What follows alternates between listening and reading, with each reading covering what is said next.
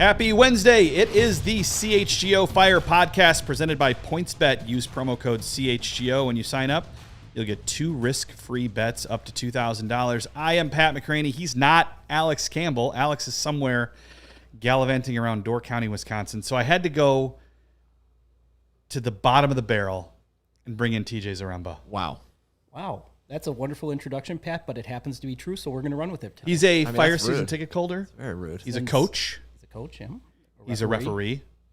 And he'll let you know he's a referee. Mm-hmm. Trust me. Did you bring the cards? I did not bring the cards. They're in the car. He's always in the car. You know what's disappointing, though? You have a shirt with a very powerful message, but you are also you have more random soccer kits than anybody I know, and I thought you were going to wear some team that I've never heard of, but instead you're here to make a statement. It is one of those things. I did debate bringing out the powder blue flag kit from, I want to say, about 2005. That would have been a fun call because that's one of the best all-time fire kits. It is. Well, if this doesn't bottom out completely and you have me back, maybe we'll bring it out for that one then. I doubt it. You're going to get fired after this, I think. I'll be honest. I actually appreciate that you went with that shirt. And for the listeners, it says invest in women, pay women, hire women. Yes. Mm-hmm. I do forget sometimes we do the audio version of this, and sometimes people can't see. So, that's a great point, Lawrence. Yeah. That's top-notch producing. And it's honestly much better than any other kit you could have brought, Probably even true. if it was an Arsenal kit. Maybe the Hyber last year kit. I do like that garnet color. I didn't buy that one. Red currant. It still bothers me that I didn't buy it, and I don't want to pay $400 for it right now. I've got it. It's in the closet getting dusty. We should hang it. Yeah. It'd make no sense at a CHGO show. Yeah. But hey, you know what, TJ? We should talk about the Fire. We should. Weird lately. Weird. Yeah. They lose to San Jose, the 14th place team in the Western Conference. Calvo-less San Jose. I was very disappointed about that. Before that, they managed to beat the Philadelphia Union, who were at the time the number 1 team in the East. Before that, they lost to Houston, and before that, they beat DC United. What is going on? That's a fair question. You can say the Fire woes on the road continue because that's the difference is the 2 wins were at Soldier Field. Sure. Yeah.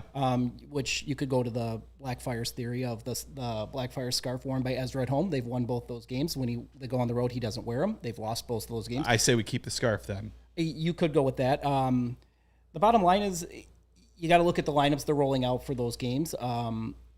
I think the game in Houston, they were on the front foot the first 10 minutes and then 10, 15 minutes. And then once they went down, it was kind of it. I think the heat played a role in that. That was mid-upper 90s Houston humidity heat. Yeah, not unexpected. And, there's you could say both teams played in the same heat, but Houston is probably more used to it than the Fire, although it was that hot in Chicago that week than the Fire were training. So right, but and I don't recall if Houston had a game midweek, but the Fire coming off a midweek game and then having to turn around and head to Houston. Then you come back home again on a short week, but you're playing. The game against Philadelphia was, I want to say, more the outlet. They were very, very disciplined. They had a game plan. They executed it very well against Philadelphia. Yeah, it was. And you know what's crazy about that game? There was PointsBet had the Fire as money line favorites in that game, and I thought that was so outlandish that I texted you and I'm like, I'm going to throw a bunch of money on this. Then I remembered I was in California and I couldn't. But I'm glad I didn't because I was actually going to bet on the Fire to lose and they won because I can't. You know what? Go against with whatever I say. That's probably your best bet in life is to go against whatever I say. And that's exactly what I did. To be honest, I was stuck in traffic on the way to the game. So I sit down and Pat texts me. He says, "Yeah, I'm putting all the money. I'm going to put money on Philadelphia." I turn around and go, I'm going to drop money on the Fire, and the Fire, of course, win 1-0. And you won.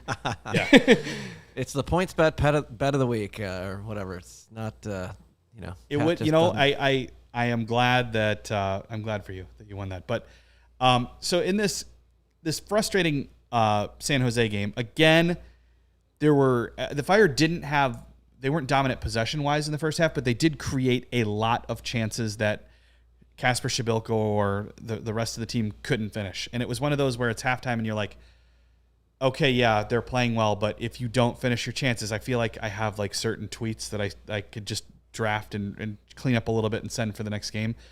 Lawrence sent something to me on, I think in the Houston game, for the love of God, why can't this team finish? Oh, goodness. I was upset. everything's there except the final product, and that's led to a lot of frustration with Kasper Shabilko, because as the 9, he's the guy that should be finishing a lot of these chances, and he just isn't. Is it his fault? Is this a case where you'd like to see John Duran start over Shabilko this weekend? Would you rather, Ezra just keep things rolling and hope something comes together? Does Ezra need to change the shape? Is any of this on him? What is it going to take for this team to finally start finishing chances? That's the $64,000 question, and if you can solve that question, answer that question, you would be the one behind the bench. To me, I still think you run out Shabilko. I'm not there yet, and the reason why is, how many times has Shabilko been out there with Torres, Mueller? Well, no one's really been out there with Torres because he barely plays, but yeah, you could argue that they haven't really seen the ideal lineup together all that much. Torres has had this lingering hip issue that, he didn't start, but he did actually play in the last game, and hopefully now the Fire can get through that. And then, Shaqiri comes out of games for all sorts of different issues. Now, the latest one was he had a hip issue, and that's why he came off in the 60th minute. And this is getting enormously frustrating to me, because Ezra says the same thing after the game. Oh, it's not serious, but we just wanted to be careful. What are we being careful for? Like, obviously, you don't want to run Shaqiri into the ground. And obviously, I know the team doctors, team medical staff know more than we do. But can this guy play through any kind of discomfort at this point? I keep hearing from my people there, yes, Shaqiri wants to win. He wants to win. He cares about the Fire. Why can't he finish a game? Like, it's more often than not, it's him coming out early or not starting or missing altogether. Like we saw in Houston, he was going to play, and then he had an illness. Like he had nausea, which again, maybe this is all just bad luck. The calf injury, and then the quad injury, and then the illness, and then the hip injury. But is something bigger going on here with this, or is this just a bunch of bad luck that's kept him off the field? To me, and again, I'm not a doctor and I don't play one on TV. The answer is, I think, somewhere in between. I think there is a bit of bad luck to it. I think you're talking about a compressed season, so there are more games on top of each other. And obviously, he'll say what that the Fire are important, but he cares more about playing for Switzerland in the World Cup, because it would be crazy if he didn't. And the Fire may well be very important to him, but that final World Cup of his career is going to be correct. And when during international duty, he went out for all three. I believe he featured in all 3 games when he was there. Yeah, they had 4, and I think he didn't play in the last one, if I remember right, because he came out of the third one with the hamstring injury. Okay. So, but the point being is, there's a lot of games in a shorter period of time. Like you said, the focus is on Switzerland for him this year, would be my guess, and rightfully so for him. I believe he's the captain of that team, and it's his team. This is his big World Cup chance with them. So, and maybe that's part of the understanding with the Fire staff, is if he gets a lighter knock, maybe that for this season, that's kind of the focus. Like, the frustrating part though is the Fire dug themselves a hole. Correct. As they do, as this club does, no matter who's the coach or who's the owner or whatever. Well, when you're making a fire, you do want to dig a hole first. So you do, yeah. It's a key part to making a fire. Unfortunately, there was another hole. It didn't look like there was going to be a hole, because they were actually first or second in the conference for a little bit there, and then they went on their 10-game winless run. Now they've got this run of games against either home games or games against teams that aren't very good, like San Jose wasn't, and they have to get a lot of points in this month if they want to get back in the playoff race. They're only 7 back, but there's a lot of teams between them, and they've got to pick up a lot of points in this next month. You would hope they could have gotten a point in Houston. You would hope they definitely could have gotten a point in San Jose. They did not. They're back at home now, and they've got to win. Next 3 are at home, and then they're in Vancouver, and then there's one more at home, but one of those games is against Seattle coming to town, so it's not going to be as easy. They've got to get, you would think, 12 points at least out of the next 5 to get. Whoa, you're asking the Fire to get 12 points out of 15? I think they have to. That's asking a lot. But you're at the bottom of the conference, and yes, there's not that many teams in front of you, but the schedule gets harder after that then, and now is the time to grab as many points as possible. So 10 might be the bare minimum if you actually want it. They made their bed, and they've got to do something about it. But when you said 12, 10 was the number that came to my head out of 5 games. 10 I think is 10 might do it. 12 is asking a lot, but you want to get back in things, you've got to be that much better than you were worse leading up to it. So and I think that's where you're kind of hitting the point is they're not getting. They're leaving they left way too many points on the table early. Now they're kind of stuck with it. They've got to find that you feel like sometimes MLS is like the NBA. Everybody makes a run at some point. They've got to make their run, and it's got to be soon. The playoffs will get away very quickly. The good news is it is MLS, and there is always a team that makes a run out of nothing. And like DC United almost made the playoffs last year after being terrible for the first part of the season. So it can happen. It just doesn't happen with the Fire. Speaking of things that don't happen with the Fire, we got to talk about this penalty, non-call, the VAR call. So Rafael Xherdan, goes down in the box late in the game. At first, I made a Neymar joke at first because it looked like he took a dive to me at real time, and then we got to the benefit of the VAR review for several minutes, and I'm like, no, that's a penalty. There was contact, and that's a penalty. And then, no. You made a comment that's just not the call the Fire get. And realistically, as I think back to with the VAR, especially you go back to the MLS's back tournament in Orlando, and really since then, if there's a VAR call for the Fire, it's just not going to happen. And you had pointed out that when they go to the screen, 93% of the time they overturn it, which makes sense. You have a referee that's already looked at it and says, hey, you want to look at this? Right. And they're talking about it the whole time. And then he gets there and he says no. I agree. It looked like he was making a meal of it at first. Like the way he almost flew through the air. I was expecting like a flip and a landing and stick the landing. But Xherdan typically doesn't do that. So that was my first catch. And then it was where he got caught. He got caught on the ankle as he was trying to make a move. And that's what sent him up. There was contact. Was it a ton of contact? That's the question. But, and you and I in texts back and forth, I usually be the one to defer to the referee. This is one I can't say I can justify. If you're going to the monitor, there's a reason. Somebody else has looked at it. I looked at it the same way. That should have been a penalty. And realistically, that was the game right there. And then on top of that, the Fire do a Fire thing, and they're caught off guard on the counterattack right after that.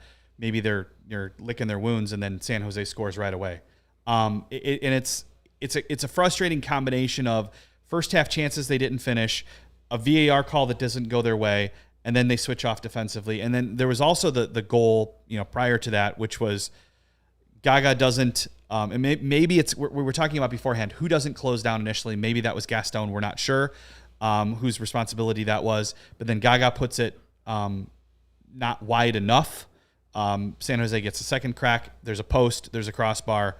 And then eventually it's in the back of the net. And it's just, it's for a game that was so winnable, to come away with nothing is really frustrating. Well, to me, it illustrates the point of one of the problems with the Fire is they were so disciplined against Philadelphia on Thursday night. They were compact. They were countering. They looked beautiful. They got up with the red card. Then they just took over. And actually, the Philadelphia game, they were compact, but they were possessing it. The number of passes, like if you go back and look at the pass count total, it wasn't even close. Yeah. I was there with my 7-year-old, and she kept looking up going, why do the Fire have so many more passes in Philadelphia? They were working the spaces in that 4-4-2 diamond that Philadelphia runs. They were working it well, and that's something that Ezra said after the game, that they identified where the space would be. They were correct. They were making the smart passes, and the Fire just looked that's probably optimal Fire. And yes, it was only a 1-0 win, but that's against the Philadelphia Union. That's against a very good team. So we know what they can be, right? And we've seen what the attack can be in a game like the Red Bulls game that they ended up tying 3-3. We know that, yes, they're better defensively than they were last year. Gaga's, solid. They have Xherdan.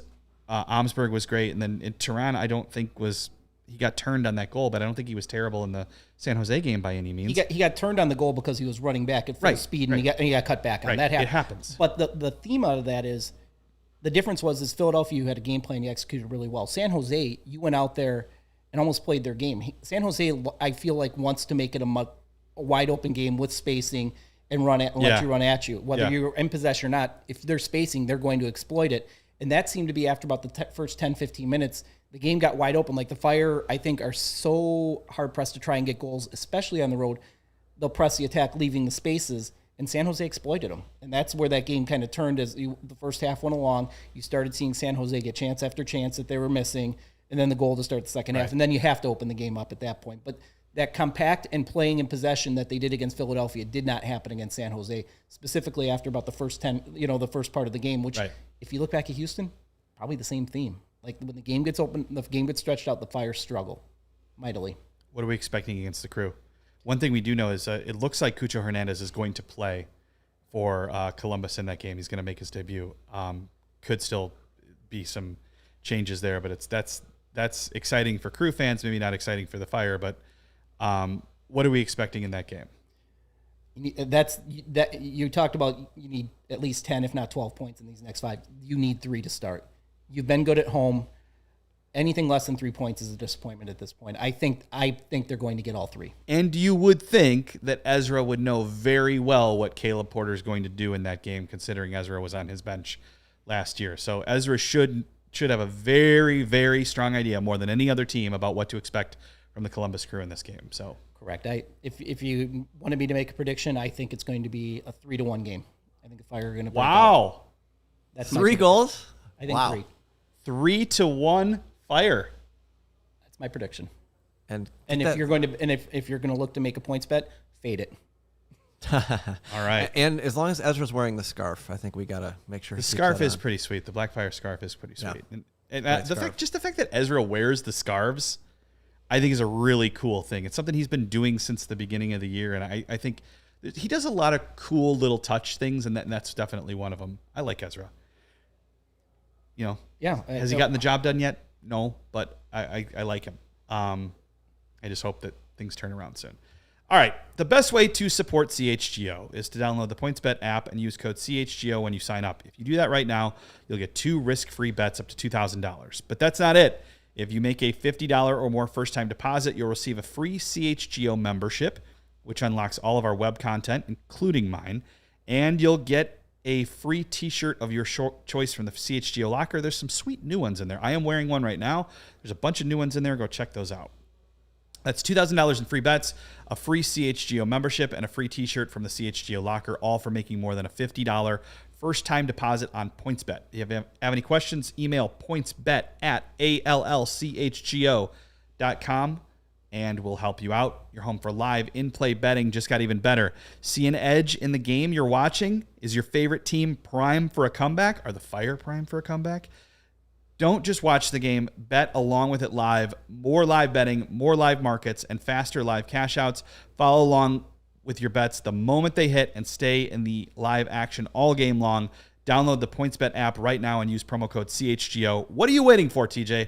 You've already done it, though. I've already done it, and I have the Fire t-shirt. It is a pretty sweet t-shirt, isn't it? It is a very good t-shirt, yes. It's time to elevate your live betting game. Once the game starts, don't just bet. Live your bet life with PointsBet. If you or someone you know has a gambling problem and wants help, call 1-800-GAMBLER for crisis counseling and referral services. We also have to tell you about Owen. Real quick, I just want to show you. I put the t-shirt drop from June on the screen here for those watching on YouTube. We got the CHGO with those are sweet. Beautiful skyline. Yeah.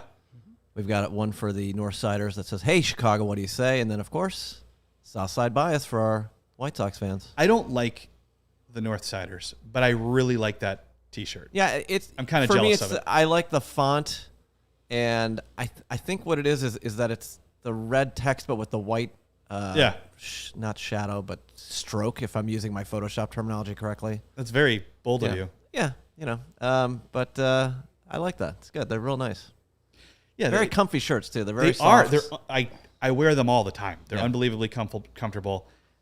Go get them. Go buy them all. They're fun. They've got great designs. They're comfortable.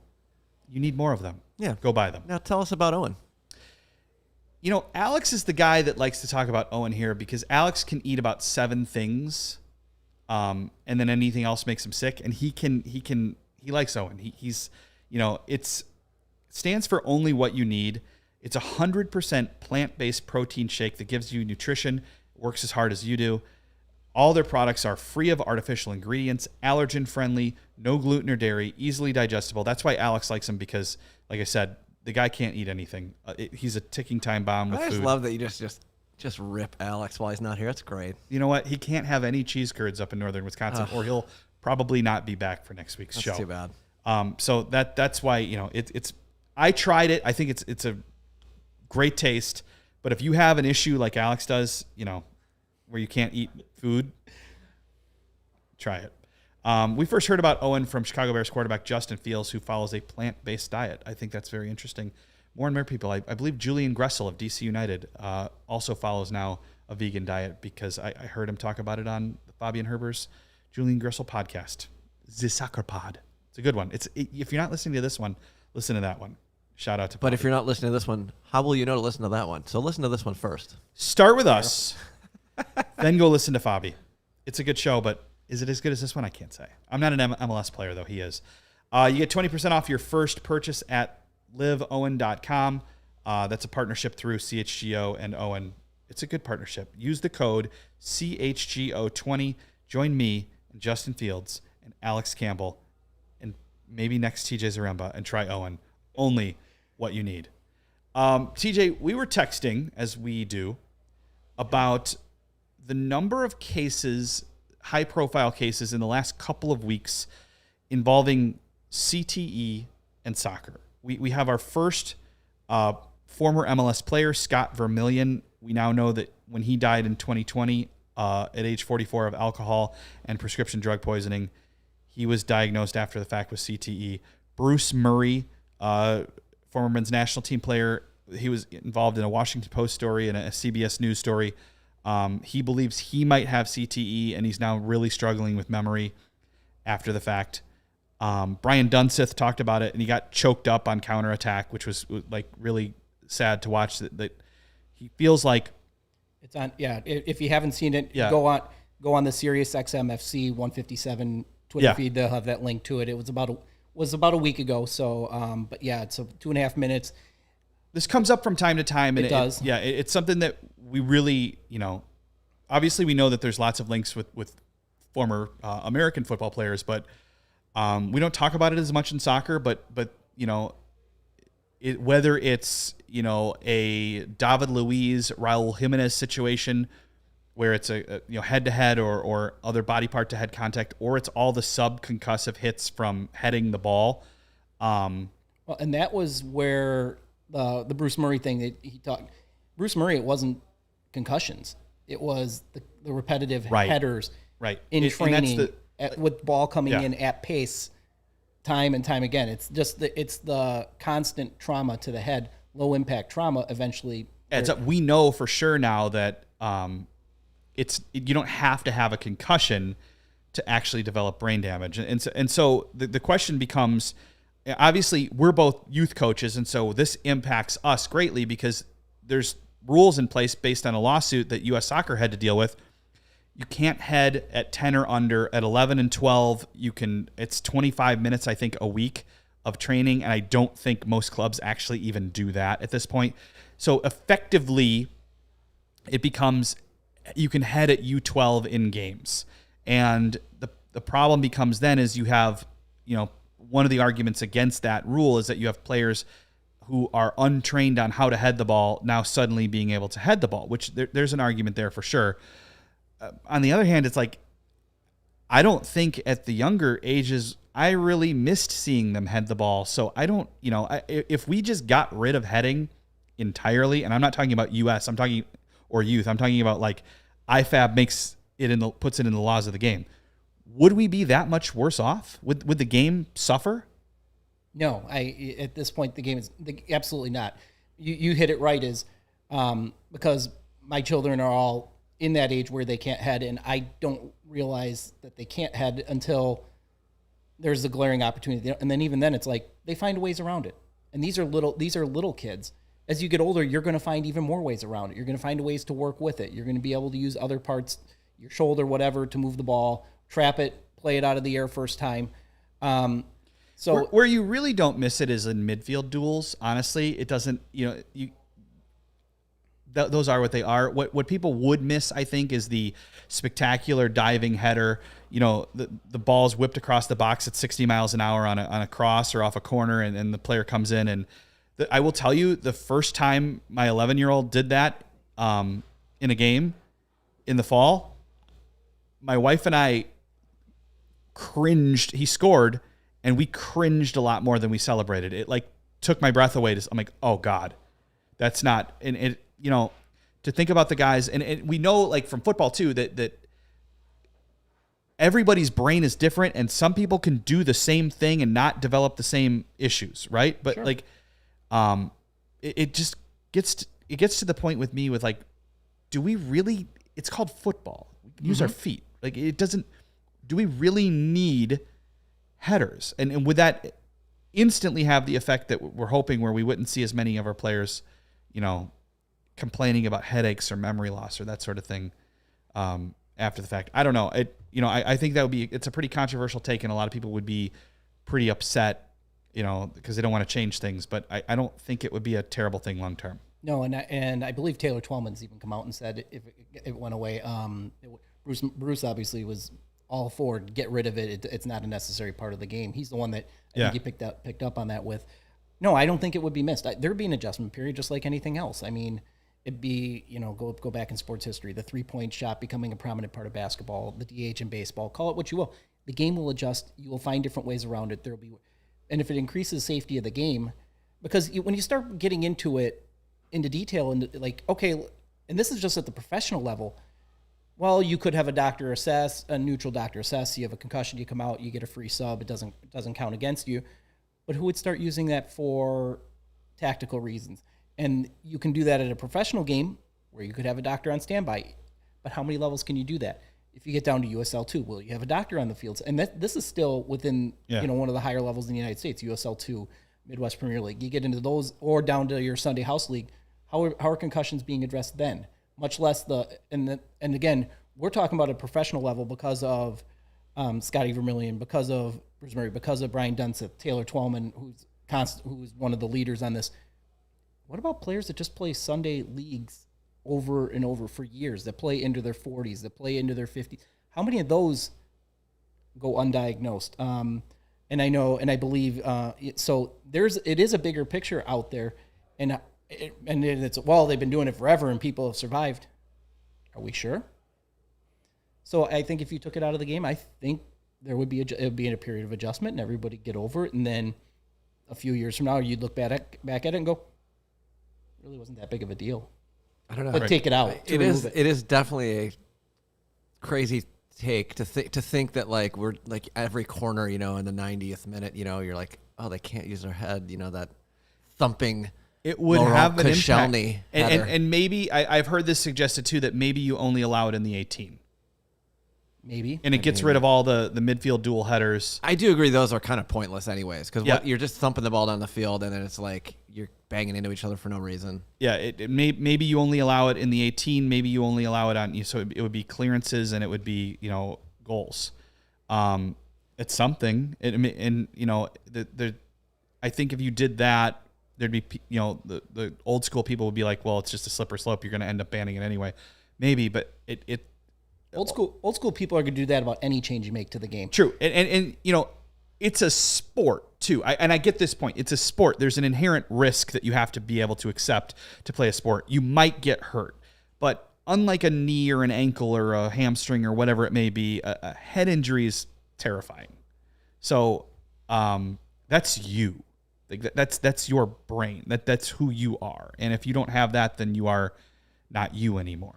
Shout out to Outlander, who's watching us on the YouTube, who he did bring up Michael Owen, who said that he once said, no matter your size, the better you are at heading the ball, the better player you are. And he brought up Zidane using his head to score 2 goals in the 98 World Cup. But he also said, you can't all be Marouane Fellaini, who can just use his chest to control it. So, I don't know. Any Fellaini reference, I'm all for. My simple response to Outlander is, why not?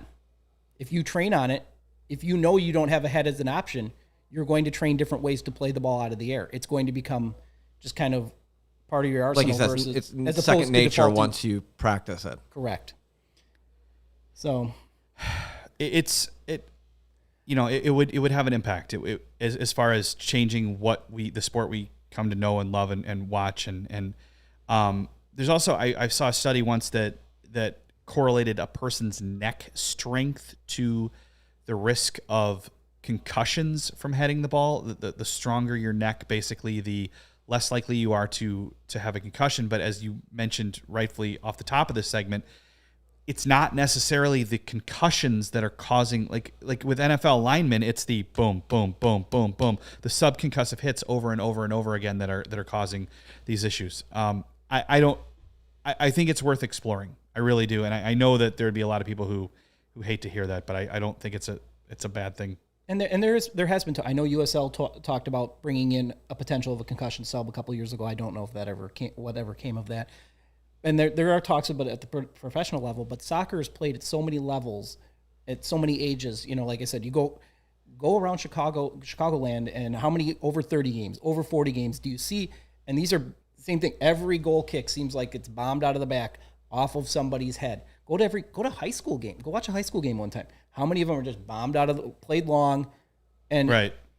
And the change to a possession-based game probably will alleviate some of that because you don't want to play.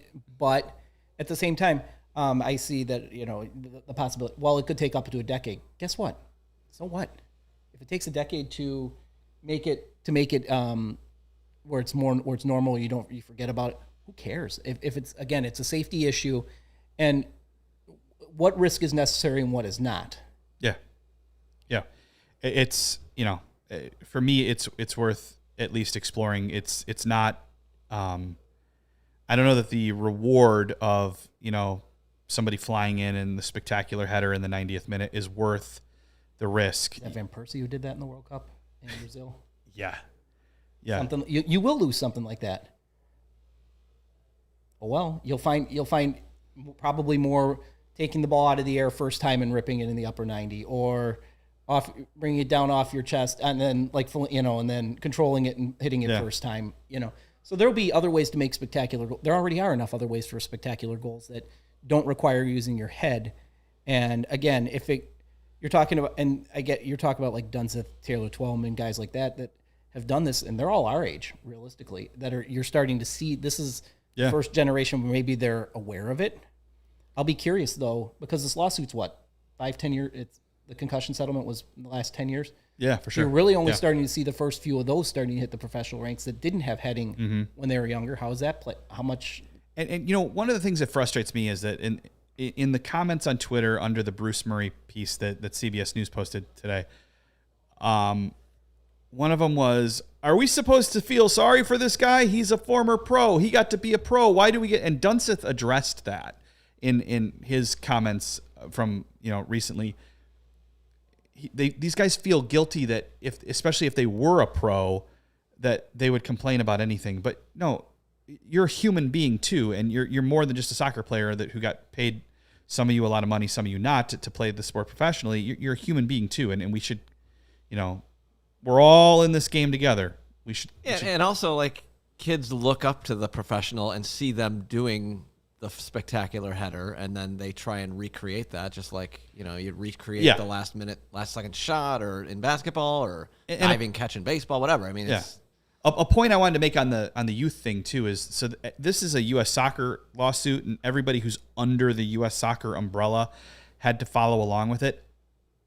There's a lot of soccer played in this country that doesn't really give a shit what U.S. soccer has to say, or there's a lot of rogue and different leagues and different games, and they don't follow it, and they don't care, and so it's not going to alleviate it entirely. But if you did it at the IFAB level, and everybody, they make changes all the time, little changes, right? Like they changed the kickoff rule. You could kick it backwards, so you don't have to have the two people standing there doing the little thing. They make smart changes all the time.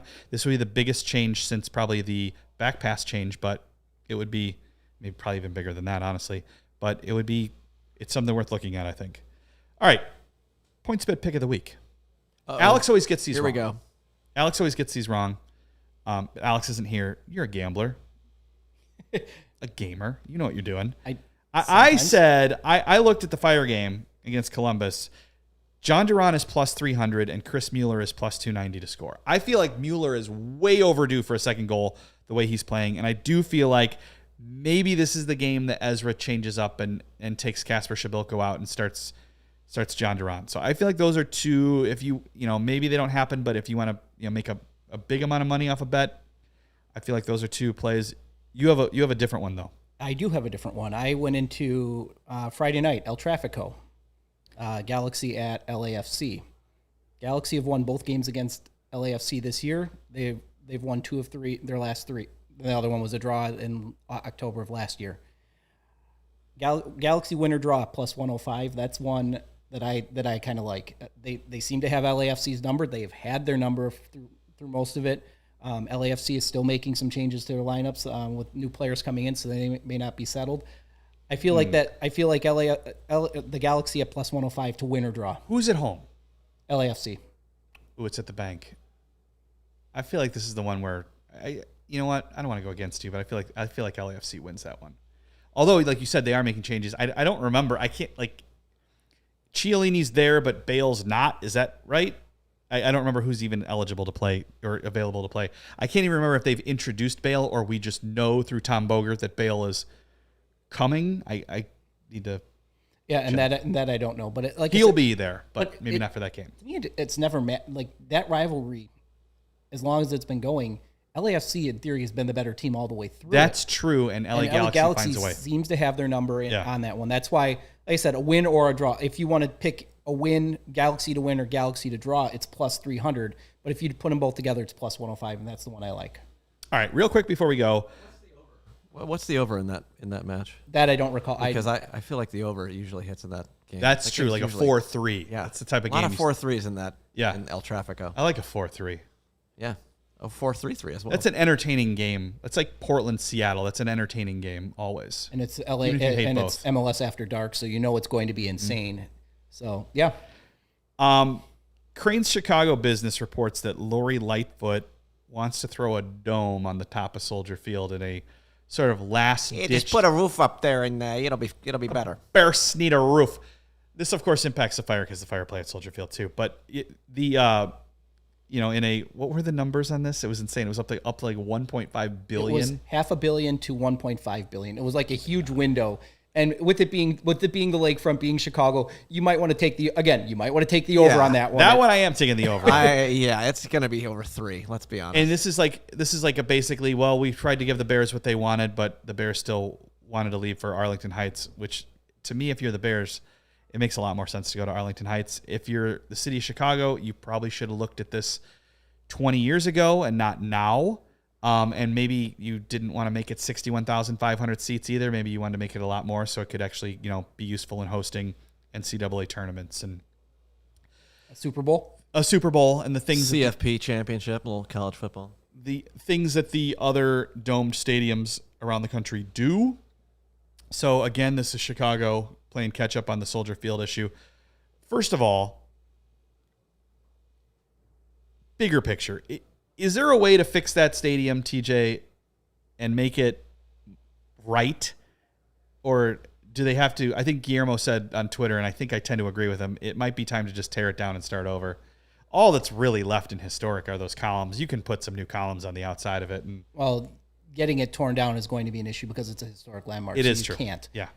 At this point, to me, the best answer, and the city will never do it because, of course, that's not. The Bears are leaving. I'm convinced of that. Yeah. They are going to go to Arlington Heights, and we can go into a myriad of reasons. I'm sure in the other podcasts I've heard today addressing this issue, they're saying the same thing. The Bears are going to leave at some point. Why wouldn't they? It makes so much more financial sense. Correct. So as far as the Fire goes, I mean, do you want a little hat on the top of your stadium or do you not? Or to me, best case is a TQL stadium style MLS stadium, not what they built in Bridgeview. And I know that Joe and the Fire are all about having it be in the city. I think you can look to some of the suburbs that would be more convenient as far as rail goes, and it doesn't actually have to be in the city. I doubt they'd want to go that route, but I want what they have in Ohio. And I don't say that about anything in the state of Ohio, except for the 2 MLS stadiums. I want what they have in Ohio. I want one of those here. And that's ultimately what we need. And that, roof or no roof on Soldier Field, I think the Fire need to be looking to leave there as well. And it's sad. Maybe that would sit empty at the lakefront and just do concerts or something, but it kind of is what it is. It is. And as a secondary tenant, you're kind of mercy at whatever the city wants to do. But at this point, yeah, you need something different. I'll let you avoid Ohio. I want what they have in St. Paul, Minnesota. That stadium's sweet. I haven't been inside. We drove around the outside when we were up there earlier this year. The way that it's just it's sort of like the Cleveland Guardians stadium. You're at street level and it goes down and you look in, like that stadium's. I've been in the stadium shop and walked out on the concourse. It is wonderful, and it was winter and it still looked wonderful inside. It's it's got all public transportation options. That's what you want. You're not going to find getting in the city. That's going to be probably next to impossible. But the bottom line is, a dome on the stadium for the Fire is irrelevant. Their secondary tenants are not going to be considered. If it's there, great. If it's not, it's not. As a fan going to games, I don't care because there's enough different seats that you can get to that are covered. So, yeah, this match day experience at Soldier Field is actually, especially on the ground. You see the big open west stand, and you're like, well, this is not cool. But actually, the feeling you have when you're there is, I really do like it, and I think that the move from Bridgeview was the right one. From a temporary standpoint, it does feel wasteful and stupid that they built a stadium in Bridgeview that they now don't play in. But ultimately, you have a chance to get this right at some point. But we talked about this on the way in. I am convinced that whether it's Bridgeview or Soldier Field or a new stadium that's beautiful, the only thing that's going to fill it is a winning team. It does. We saw in 2017, people would go to Toyota Park, then Toyota Park, now SeatGeek, when the team is good. They would go. And the second the team is good, they will start to come again. And maybe we won't fill Soldier Field, but it'll be 30, 35. It's possible, but the team actually has to be good, and that's not something we've seen in an extremely long time, except for one outlier year. So, and that hits the nail on the head. They have to win. They have to do it over a period of time. It can't just be a one-off. Yeah, you'll get them out for 1 or 2 games, but then the next year you're right back to the way you were. It has to be, the culture has to change, and that's a big, that's a bigger question. I think that they've done a good job in changing the direction of the club a little bit, but ultimately you there's a difference between having a losing culture, which is what they had for many, many years here, and having a winning culture, and they do not have a winning culture yet. They do not have what Seattle has, where you just know. No matter who's there, who they plug in, Jackson Reagan, former Fire draft pick, now starting at center back for the Seattle Sounders and doing well. Whoever they plug in, it just works. They just get it right, and the Fire don't. No, at this point they don't. Is it moving in the right direction? Yes. The redevelopment of the academy team, the establishment of the 2 team, you're getting. They're doing good things. And even prior to that, using the Indy 11 and Ford Madison as places for players to go to get professional minutes before they had the 2 team. Yeah, a lot of things in the right direction. Moving back to the city, that's cutting, as much as it inconveniences me, it was the move. It's cutting your losses at a point. Bridgeview wasn't going to get any better. It was what it was. When Basti was there in 19, and the floor is a lot lower in Bridgeview. You'd get 6,000 or 7,000, and I felt bad for him. I'm like, God, you played at the Allianz, and you've played in the World Cup, and now you have 7,000 people here watching you in Bridgeview. Sorry, Basti, but so the minimums we're seeing at Soldier Field are higher than that. I think there was a 10,000 game, and that was terrible weather earlier this year. So I want to say it was 10 or 11 when we were there, but it was a Wednesday night. And then the Wednesday night game, yeah. So it's a little bit higher. It's a little bit better. I think it's more convenient for more people to get to, even though it's less convenient for you and I to get to. But the overall experience is it's better. But wherever the bottom line is, and I'll wrap on this point, the bottom line is whether it's a TQL style stadium or it's Soldier Field or it's back in Bridgeview or wherever, the only thing that changes this whole thing and puts fans in the stadium entirely is a consistently winning team. And they might do some things and sneak into the playoffs or whatever this year that we talk about, but they're still nowhere near that. that's still a long time away for the club. So, all right. Thank you for sitting in with me in lovely Studio B today. How do you feel? Do you feel better for being here or no? I do feel better for being here. It has been a lot of fun. Hopefully this won't be the bottom, and hopefully I'll be able to come back at some point. This was kind of cool. I mean, if I have any say, I would say yes. TJ, I think he's earned it. Yeah. I think he's earned it. You know what? We should start doing like the other shows have like 3 and 4 guys. Yeah, on. We got more chairs. Let's do it. We got more microphones. We got I could make the camera go a little wider. Maybe not in this room. We have done 3 in here. It's a little steamy, but it's we can do it. What are you gonna do? All right, this has been the CHGO Fire Podcast. The Fire play the Crew on Saturday, and then we are back here on Wednesday of next week, which will be Alex Campbell will be back, and it'll be a pregame. It'll be a pregame show of sorts because they play that night against Toronto FC at Soldier Field. So a little homestand for the Fire. Hopefully they can get a lot of points here and then get something going. Otherwise, you know how the story ends. You've seen it many, many times, folks. He's TJ. I'm Pat. We'll see ya. Adios.